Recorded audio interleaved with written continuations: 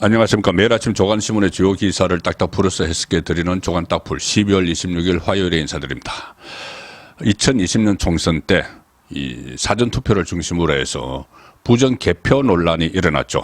여러 가지 소송도 벌어졌는데 그리고 작년 대선 그리고 지방선거에서도 비슷한 논란들이 있었습니다. 자, 이것을 이번 총선에서는 4.10 총선에서는 그런 시비를 원천적으로 차단하는 조치가 시행될 것 같습니다. 오늘 한국경제가 단독으로 보도한 기사입니다. 공무원 외엔 손 못 댄다. 내년 총선부터 모두 수개표 확인, 수개표 손으로 다 일일이 확인한다는 겁니다. 공무원들이 이 그동안은 자원봉사자들도 있었죠. 자, 공무원이 아닌 분들도 개표 과정에 갔는데 이제 공무원 외에는 아예 투표용지에 손을 못 대게 한다. 그리고 다른 몇 가지 조치도 있습니다. 내년 4월 제22대 총선부터 투표용지 개표 과정에 전수 수개표, 검표 방식을 도입한다. 전자개표를 일단은 합니다. 한 후에 사람이 투표용지를 전부 확인하는 전수검사를 지금 추가를 하는 겁니다. 그리고 이것은 선거의 객관성 그리고 투명성을 높이고 해킹 우려와 부정선거 시비를 원천 차단하기 위해서다. 이렇게 또 하는 이유가 지난달이죠. 행정 전산망이 마비되는 그런 사태까지 일어났기 때문에 이 자칫하면은 내년 총선에서 또 음모론이 확산될 수 있다. 이런 판단에서 정부가 대응책을 지금 마련을 하고 있는 겁니다. 정부가 이 같은 방침을 정하고 선관위 그리고 행안부 등 관계기관 간 협의를 지금 진행을 하고 있는 단계입니다. 선관위는 수개표 과정을 추가하는 이런 내용의 선거 절차 개선 방안을 확정을 해서 이러면 연내에 얼마 남지 않았죠. 그리고 늦어도 다음 달 초에는 발표를 할 계획이다. 그래서 정부가 추진하는 변경안은 일단 가장 큰 것은 전수 수개표로 검표를 한다는 겁니다. 1차로 자동 개표기에서 분류를 합니다. 분류를 하고 나서 이 과정에서 발생하는 오류를 원천적으로 차단하기 위해서 개표 사무원이 일일이 눈으로 다시 확인하겠다는 거고, 선관위 관계자는 이렇게 이야기합니다. 그렇게 되면 선거 결과 발표가 늦어질 수 있지만 일일이 수개표를 하니까 국민의 요구가 커지고 있어서 수개표를 도입할 근거가 충분하다고 판단한다. 그래서 이것을 도입을 추진을 하고 있는 겁니다. 정부는 투개표 과정에서 투표함과 투표용지에 대한 접근 권한을 원칙적으로 공무원에게만 부여하는 방안도 검토 중이다. 2020년 21대 총선에서는 약 32만 6천 명이 개표 사무원으로 일을 했었는데 그 중에서 그 당시에는 40%는 민간에서 자원한 인원이었습니다. 그런데 정부 관계자는 지방 공무원의 참여 비중을 대폭 늘려서 원칙적으로 공무원 외에는 투표용지를 만지지 못하게 한다는 구상이다. 자, 이렇게 밝혔습니다. 그리고 또 이런 방안도 있네요. 투표용지를 이송하는 전 과정에 경찰이 반드시 입회하도록 한다. 경찰관이 반드시 입회를 한다.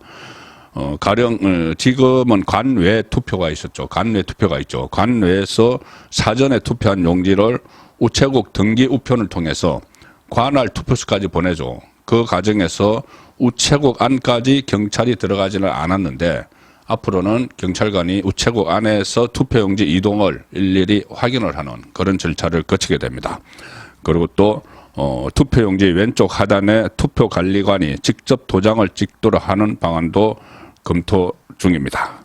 자, 이렇게 조치가 취해지면은 선거가 끝나고 나서 부정개표 시비가 상당히 줄어들 수가 있겠죠. 자, 이러면은 이달 안에 며칠 남지 않은 이번 주에 발표가 될 수도 있습니다. 이 한국경제가 이렇게 단독으로 취재를 할 정도가 됐으니까 상당히 많이 진전이 된 것 같습니다. 자, 그리고 오늘은 국민의힘에 전환점이 있는 날입니다. 한동훈 비대위원장이 사실상 오늘 정식 취임을 하죠. 취임을 하고 이 비대위원들을 인선을 하고 다 절차를 마치면은 29일 쯤 그리고 아마 정식 활동은 내년 1월 1일 현충원 참배를 시작으로 할 것 같습니다.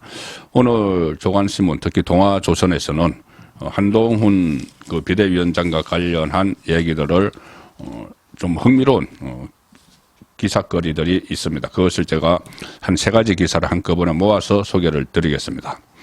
조선동아일보의 정치면 기사입니다. 한동훈 비대위원장 수락 연설문 직접 씁니다. 그리고 보이스톡으로 전화하고 보안 최우선 한동훈의 검찰 스타일 이런 기사도 있고요. 여 공간위원장도 법조인 검토 공정한 심사 대 검사는 안 돼. 자, 이 3가지 기사인데 짤막하게 요점을 설명을 드리겠습니다. 26일 국민의힘 비대위원장으로 취임하는 한동훈 전 법무부 장관이 당 관계자에게 취임사에 대해서 저희들이 뭘 좀 도와드릴까요? 이렇게 물어봤다고 합니다. 통상적으로 그렇게 하죠. 그런데 아직 제가 다 쓰지는 못했는데 제가 직접 쓸 겁니다. 안 도와줄 수도 돼요. 이 이야기죠. 한 장관은 오늘 오전에 전국위원회 추인을 거친 뒤 오후에 수락 연설을 하게 됩니다. 오늘 오후에. 그런데 여권과 국민의힘에 따르면은 한동훈 전 장관은 연설문 초안 등 말씀 자료가 필요하냐 이렇게 묻는 당내 인사의 문의에 아직 못 썼지만 제가 직접 쓸 겁니다. 이렇게 이야기를 했다. 수락문 작성에 더해서 지금 서울 모처에서 비대위 인선 구상을 주말에 계속했다. 크리스마스 날까지. 보통 당내에는 이른바 말자 담당이 있습니다. 뭐냐, 말씀 자료의 준말이죠. 말자 담당으로 불리는 연설문 원고 담당자가 있습니다. 각 당에는.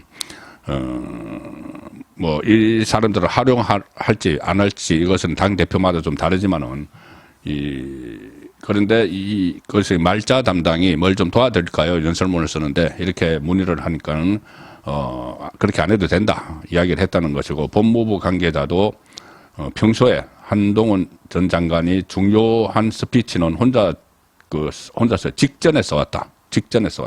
아직 안 썼다. 이거 어제 취재한 거죠. 오늘 할 건데 아직 안 썼다. 그런데 본인이 할 거다. 그리고 평상시에도 평소에 본인이 직전에 써왔다. 그런 기사입니다. 보이스톡으로 전화하고 보안 최우선. 이 기사는 한동훈 전 장관이 주말 사이에 이 휴대전화를 끄고 외부 접촉을 최소화하면서 비대위원 인선에 몰두를 했다. 그러나 여권 내에서도 정치는 소통이 큰 축인데 한동훈 전 장관이 너무 검찰식 보안 제일주의를 고수하는 것 아니냐 이런 말까지 나왔는데 이 말이 왜 나왔냐 하면은 기자들이 지난 주말 그리고 성탄절 날 한동훈 비대위원장의 코멘트 하나라도 받기 위해서 그러면 기사가 되죠. 지금 이 시점에는 코멘트를 받기 위해서 차례 전화도 하고 주변에 취재도 하고 단문 취재 비슷하게까지 하고 특히 비대위원이 누가 검토가 되느냐 이런 것을 취재하기 위해서 정치부 기자들이 주말과 성탄절 사이에 촉각을 곤두세우고 막 연락을 했는데 도저히 한동훈 전 장관과 연락이 안 됐다.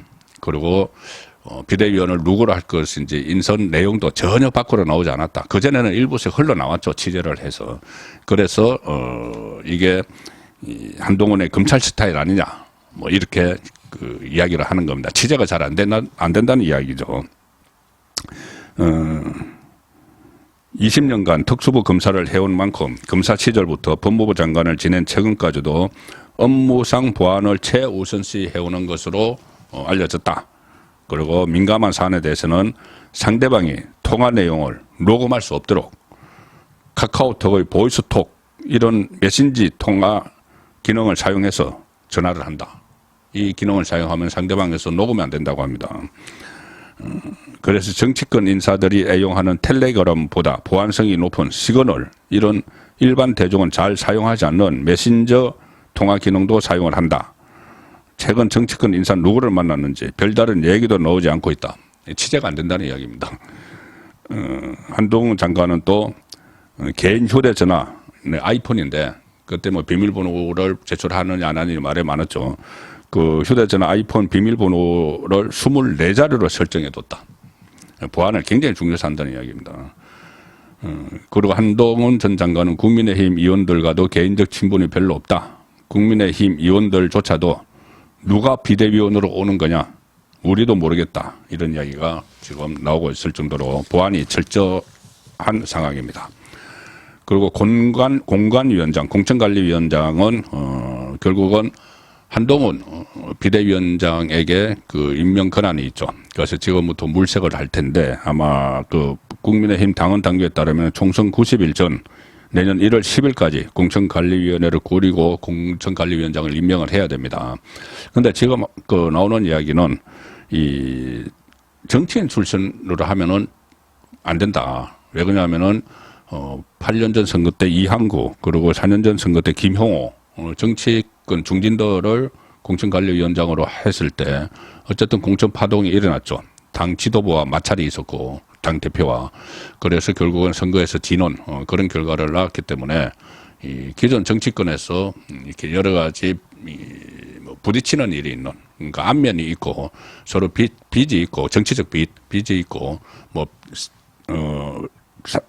살펴줘야 될 의원들이 사람들이 있고 이러면 곤란하다는 이야기죠. 그래서 아예 정치권 밖에서 이 공천관리위원장을 임명할 수도 있다. 그런데 다만 그렇게 되면 법조인이 여러 가지 상황을 고려하면은 법조인이 아주 원칙대로 뭐 절차대로 하니까 법조인이 적당한데 그러면 또 만약에 검찰이 되면은 또 검찰이냐 뭐 이런 이야기가 나올 수 있기 때문에 좀 더 지켜봐야 된다는 그런 기사 내용이었습니다. 한동훈 지금 취임하고 나면은 가장 뭐 먼저 해결해야 될 것이 특검법이죠. 김건희 여사 특검법. 자, 거기에 대해서 어떻게 대처할지 주목이 되는데 일단 가닥은 잡혀가는 것 같습니다. 원칙대로 한다. 거부권 행사한다. 이게 특검 거리가 안 되는 거기 때문에 거리가 안 되고 또 총선에 이용하려는 것이 너무나 명확하니까 거부권을 행사를 하고 재의결 3분의 2 그 투표가 뭐 그것은 국회 절차대로 한다. 그 되면 할 수 없는 것이고 그런 그 기조를 잡은 것 같습니다. 일단 중앙일보 톱 기사는 이겁니다. 한동훈 비대위 뇌관 특검법 전국 스타트. 오늘 한동훈 비대위원장이 임명이 되고 28일 김건희 특검법 통과가 유력합니다. 대통령 거부권 후 재의결도 변수가 되겠죠. 그런데 어제 비공개 고위 당정대 회의, 당과 정부 대통령실 회의가 있었습니다. 이 내용은 잠시 후에 소개해드리고 중앙일보 기사 내용은 이겁니다. 여권에서는 한동훈 비대위가 시작부터 정치 구단도 풀기 어려운 문제에 맞닥뜨리게 됐다는 말이 나왔다.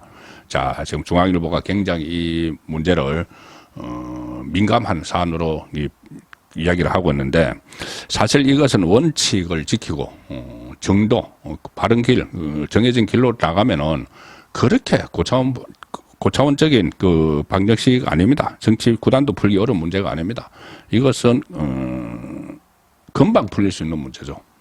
왜냐하면은 크게 두 가지입니다. 하나는 일단은 이게 특검 거리가 안 된다. 이게 특검에서 만약에 기소를 해도 벌금이 나오거나 무죄가 나올 사안인데 이걸 81억 원의 국민 세금을 들여서 80명 이상의 인원이 달라붙어서 민변을 중심으로 민변 출신들을 중심으로 일자리 주고 그리고 총선 앞에서 석 달 동안 이것을 뭐 신상털기 마녀사냥식으로 하고 그걸 매일 브리핑하고 자 이건 아예 특검 거리가 안 되는 데다가 특검 자체도 선거용이 명확하기 때문에 거부권을 행사하면 됩니다. 그런데 이 일부에서 아니 국민이 그것을 거부권을 행사하지 말라는 여론이 많은데 무슨 소리냐고 하고 있지만 이 부분도 제가 잠시 후에 설명을 드리겠지만 여론이 변하고 있습니다. 지금 보름 전에 나온 여론조사 결과를 가지고 계속 일부 언론과 또 패널들이 좌파 패널도 그렇고 일부 우파 패널들이 국민 여론이 특검을 원하고 있다고 하는데 이 여론은 그동안 제대로 대응을 하지 않았기 때문에 제가 말씀드린 이게 특검 거리가 되지도 않고 또 총선용이라는 것이 잘 인식이 안 됐기 때문에 그런 여론이 나온 것이지 지금 여론 변화하고 있습니다. 그 부분 잠시 후에 다시 설명을 드리죠. 일단 이 중앙일보 기사는 이렇습니다. 일단 한동훈 효과는 여건에 긍정적으로 작용했다. 25일 공개된 리얼미터 에너지경제신문 정당 지지율 조사에서 국민의힘은 전주 대비 2.3%포인트 오른 39, 민주당은 3.1%포인트 내린 41.6, 그래서 지지율 차이가 오차 범위 내로 좁혀졌다. 9개월 만에 가장 적은 격차다. 그래서 한동훈 효과는 있는데 이 중앙일보 기사는 이렇습니다. 하지만 비대위 출범과 동시에 특검법에 직면할 한동훈 전 장관의 앞날은 가시밭길에 가깝다. 가시밭길에 가깝다. 또 수직적 당정관계 쇄신 뭐 이런 이야기를 합니다. 개혁 공천던 한동훈 전 장관의 정치력을 시험할 무대가 특검 정국과 복잡하게 얽혀 있다. 그러면서 중앙일보는 또 이렇게 이야기합니다. 일면톱에서 문제는 여론이다. 최근 각종 여론조사에서 특검법 찬성과 대통령 거부권 행사 반대는 60%를 웃돌고 있다. 최근 각종 여론조사 이렇게 분명히 이야기하죠. 최근. 자, 이거 보름 전 이야기입니다. 그리고 여기다 명품백 수수 의혹 등으로 김 여사에 대한 대중의 부정적 시선이 더 높아진 탓에 뭐 이런 60%를 웃돌고 있다는 겁니다. 이 때문에 한동훈 전 장관이 대통령에게 거부권 행사를 요청하되 동시에 대통령 친인척 비리를 감시할 특별감찰관 임명, 제2부속실 설치 등을 건의할 것이라는 관측도 나온다. 뭐 이것은 가능한 이야기죠. 그리고 또 명품백 의혹은 특검법과 분리를 해서 국민권익위원회나 검찰의 조사를 의뢰한다는 이 시나리오도 거론된다. 자, 여론이 움직이고 있다는 건 잠시 후에 전해드리고 어제 열린 고위당정 비공개 긴급회의 결과입니다. 자, 조선일보와 동아일보 기사입니다. 대통령실 김건희 특검 협상 불가 강경 한동훈 당정관계 시험대. 조선일보는 총리 비서실장 원내대표도 김건희 특검 안 된다. 일단 입장을 정리를 했습니다.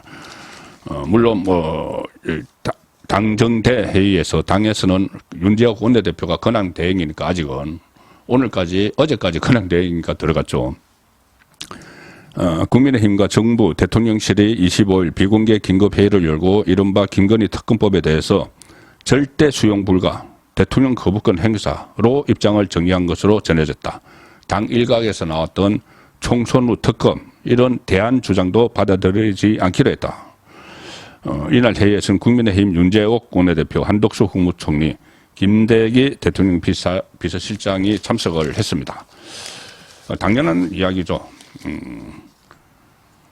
심지어 국민의힘 안에서 김웅, 최재형 이런 비주류 의원들이 특검을 수용해서 반전을 기하자 이런 주장도 일부 나왔지만은 이들조차도 특검법 자체가 잘못됐다는 점에 이견이 없다. 잘못됐으면은 이것을 하지 말아야죠. 아니 이것을 지금 악법으로 규정을 했는데 이거 총선 후에 하자. 그러면은 총선 후에는 악법이 아닌 것이 되는 것은 아닙니다. 자, 조선일보는 그러나 여론 욕풍에 대한 우려는 여전하다. 조선일보도 이 여론 결과를 인용을 합니다. 국민일보가 한국갤럽에 의뢰해서 지난 10일 발표한 조사에서 윤석열 대통령이 김건희 특검법에 거부권을 행사하지 말아야 한다는 응답이 70%로 나타났다. 이 상황에서 김건희 여사는 지난 15일 네덜란드 국빈 방문 이후 공개 석상의 모습을 나타내지 않고 있습니다. 윤석열 대통령이 24일 성탄 미사, 25일 성탄 예배 참석을 했는데도 같이 동행하지 않았고 작년 말 윤석열 대통령의 성탄 예배에 동행하고 쪽방촌 봉사 등에 적극 참석했던 것과는 대조적이다. 좀 이렇게 신중한 움직임을 보이고 있는데, 자, 거부권을 행사하지 말아야 한다는 응답이 70%로 나타났다. 지난 10일 발표한 조사에서 10일 발표면 보름 전이죠. 이후에 특검법의 이 엉터리라는 거, 거리가 안 된다는 거, 이것이 계속 지금 방송, 종편이나 유튜브 채널에서 계속 확인이 되고 있습니다. 그 상황에서 이 기로가 지금 변화하고 있죠. 언론이 계속 보름 전에 이 국민일보가 이게 갤럽에 의뢰해서 조사한 것만 가지고 이야기를 하고 있는데, 자, 어떻게 변했는지 오늘 아시아투데이가 여론조사 결과를 발표를 했습니다. 자, 아시아투데이 기사입니다. 제목은 거야 특검법 강행 잘하고 있다 49.7%, 잘못하고 있다 42.8%, 격차 6.9%포인트 한 자릿수. 자, 70대 20. 잘하고 있다가, 그러니까 거부권을 행사하면 안 된다는 민주당이 잘하고 있다죠.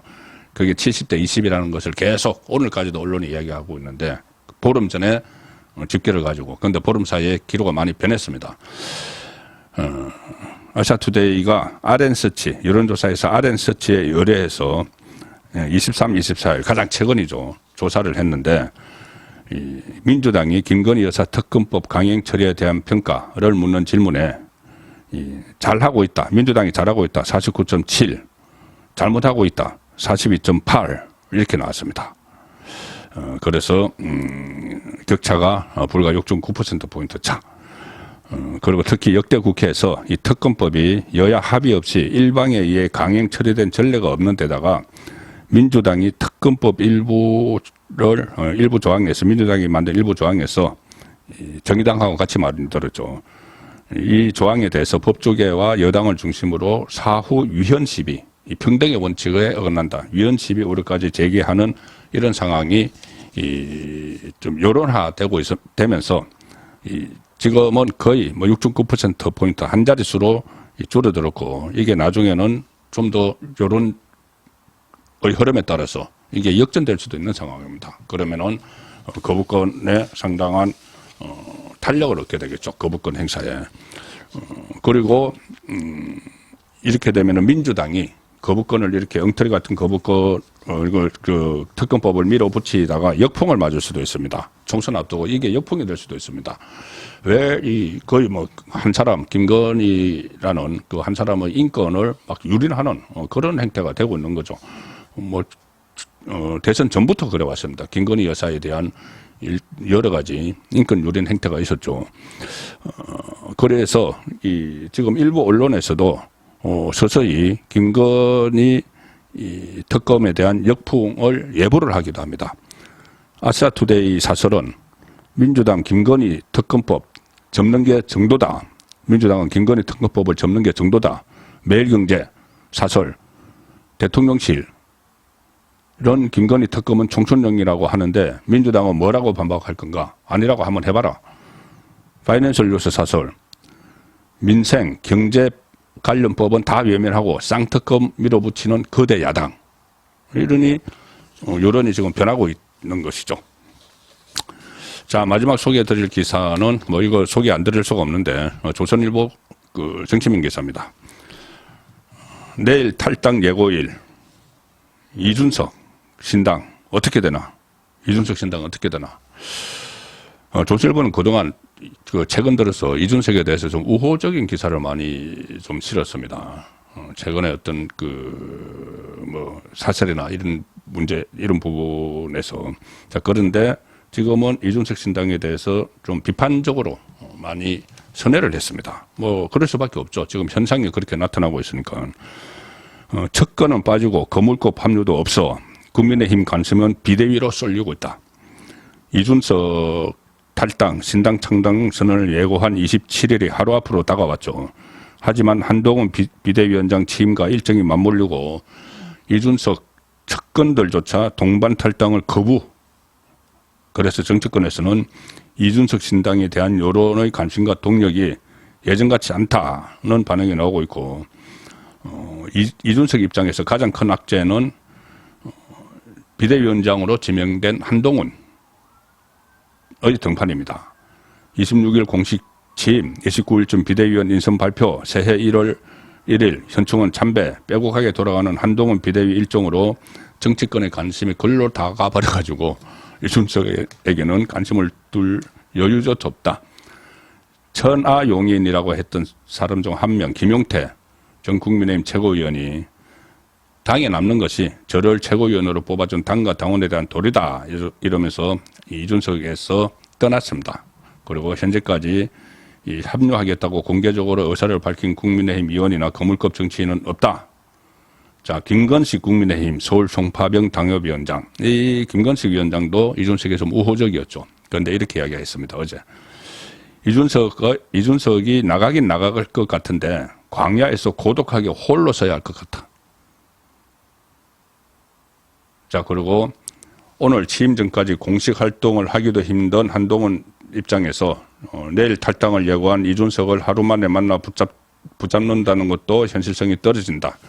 그래서 더 이상 이준석은 국민의힘에서는 변수가 되지 않는 소멸이 되는 그런 상황으로 가고 있습니다. 12월 26일 보내드린 조간 딱풀이었습니다.